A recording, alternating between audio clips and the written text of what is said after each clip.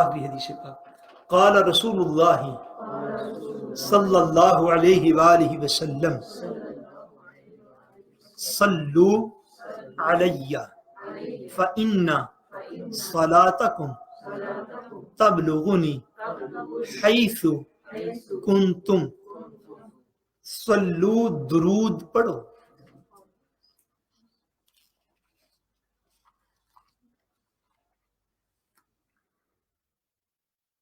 صلو درود پڑھو.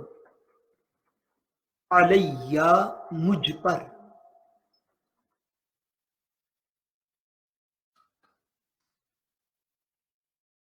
علیہ مجھ پر.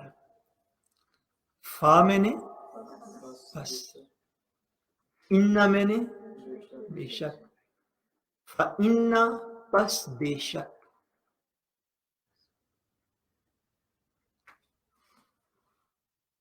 صلاۃ درود، کم تمہارا، صلاتکم تمہارا درود.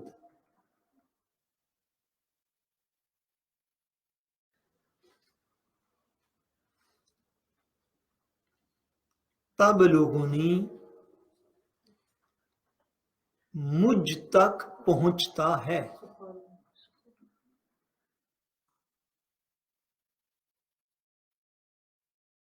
مجھ تک پہنچتا ہے.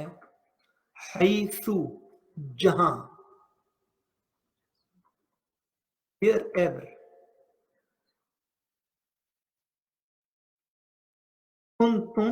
تم ہو.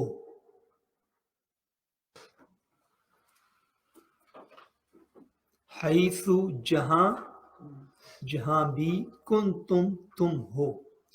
صلو درود پڑھو، علیہ مجھ پر، فإن پس بے شک، صلاتکم تمہارا درود، تبلغنی مجھ تک پہنچتا ہے، حیث جہاں بھی، تم ہو.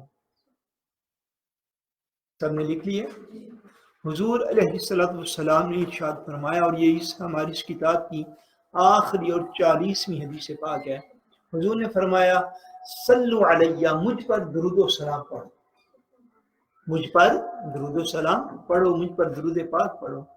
فإن صلاتکم تبلغنی حیث کنتم. فرمایا پس بے شک تم دنیا میں جہاں بھی ہوگے، تمہارا پڑھا ہوا درود پاک میری بارگاہ میں پیش کر دیا جائے گا. کتنا لطیف احساس ہے. آپ نے کبھی ریئلائز کیا ہے کتنی ایمانی لذت ہے اس حضور کے فرمان کے اندر. فرمایا میرا امتی جہاں بھی ہے دنیا میں، دنیا کے جس کونے میں، اللہ کریم نے ہمیں یہ شان عطا فرما رکھی ہے، اور جس دور کا بھی امتی ہے. اس میں حضور علیہ السلام کی جو برزخ کی حیات ہے وہ بھی کنسپٹ اس کے اندر واضح ہو رہا ہے کہ حضور عالم برزخ میں بھی یا اپنی قبر میں بھی اپنی امت سے بے خبر نہیں رکھے. حضور پاک اپنی امت سے بے خبر نہیں ہے. فرمایا میرا امتی جہاں بھی ہو، جس زمانے میں ہو، دنیا کے جس کونے میں ہو، فرمایا ہمیشہ مجھ پر درود و سلام پڑھتے رہو، اس لیے کہ تمہارا پڑھا ہوا درود میری بارگاہ میں پیش کیا جاتا ہے. یہ مت سوچو میں دنیا کے اس علاقے میں ہوں، اس علاقے میں ہوں تو کیسے ہوگا، کیسے ہوگا، کیسے نہیں ہوگا.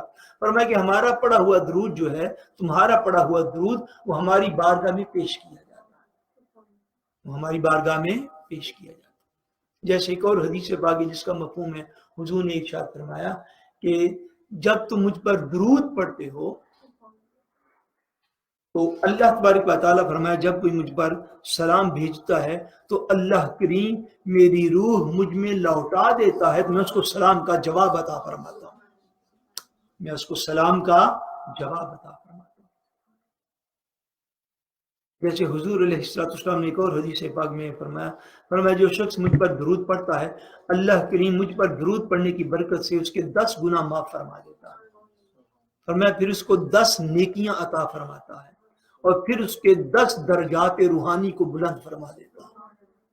سو حضور علیہ السلام پر درود و سلام پڑھنا نفلی عبادات میں افضل ترین عمل ہے. نفلی عبادات میں افضل ترین عمل حضور علیہ السلام پر درود و سلام پڑھنا. سو حضور نے فرمایا تم جہاں بھی مجھ پر درود پاک پڑھو گے وہ میری بارگاہ میں پیش کیا جائے گا، وہ میری بارگاہ میں پیش کیا جائے گا. چلیں اب آپ کو ایک اور مبارک آپ ہے جی.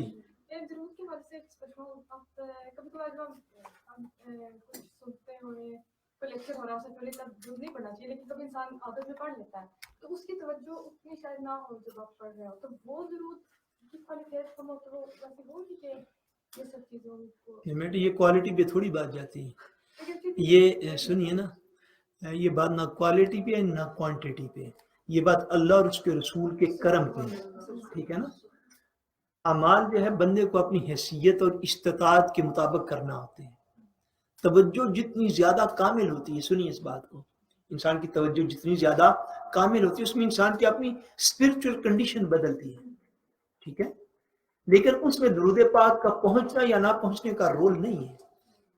جب انسان زیادہ توجہ کے ساتھ پڑھتا ہے زیادہ روحانی ترقی پاتا ہے. جب توجہ کے ساتھ نہیں پڑھ سکتا تو ان کی بارگاہ کا کرم اس درود کو بھی قبول فرما لیتا ہے، ٹھیک ہے.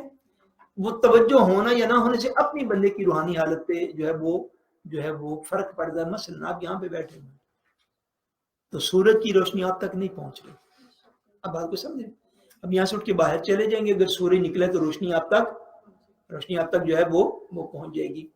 اب آپ یہ سٹیٹس آپ نے بدلا نا، آپ یہاں پہ رہے تو آپ کا سٹیٹس اور ہے، باہر چلے گئے تو آپ کا سٹیٹس اور ہے. سورج تو ویسے ہی نکلا ہوا ہے، اب آپ سمجھ گئے، سورج تو بیٹے ویسے ہی نکلا ہوا ہے.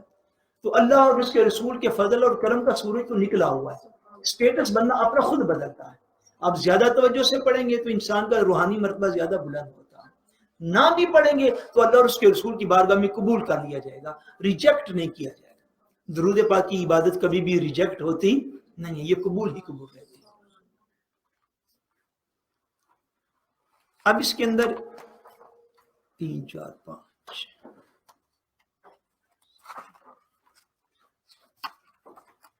تقریباً 12، اگر میں ٹھیک ان سب 12 دعائیں ہیں اس کے بعد روزمرہ کی. آپ نے وہ بھی یاد کرنی ہے، وہ پڑھانے کا وقت نہیں ہے، لیکن کتاب جتنا حصہ میں پڑھانا چاہتا تھا لفظاً وہ بحمد اللہ تعالیٰ کمپلیٹ ہو گیا.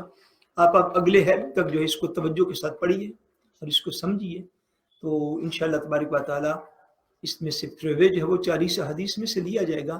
لیکن یہ دعائیں بھی آپ نے یاد کرنی، کر لیں گے 2 3 4 تو ویسے ہی آپ کو آتی ہوں گی بحمد اللہ. اگر کچھ نہیں بھی آتی تو ان کو بھی آپ یاد کر لیجیے. ابھی نماز عصر کے لیے اذان ہوتی، نماز عصر پڑھ کے تو بعد میں بقیہ جو ہے اس کو جی آپ یاد کر لیں گے. نیکسٹ میرے خیال میں اگر میں کہہ دوں کہ سنیں گے پھر آپ یاد کر کے آ جائیں گے.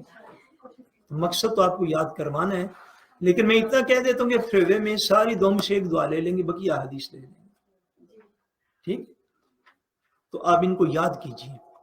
12 دعائیں ڈیلی کی 2 بھی کریں تو 5 6 دن تو ابھی باقی ہے نا، تو کوئی زیادہ مشکل نہیں، معافی مشکل. اور اس میں آپ کو 2 3 4 تو ویسے بھی آتی ہیں. اذان پڑھیے، اب بیٹھ چلے نماز کے بعد.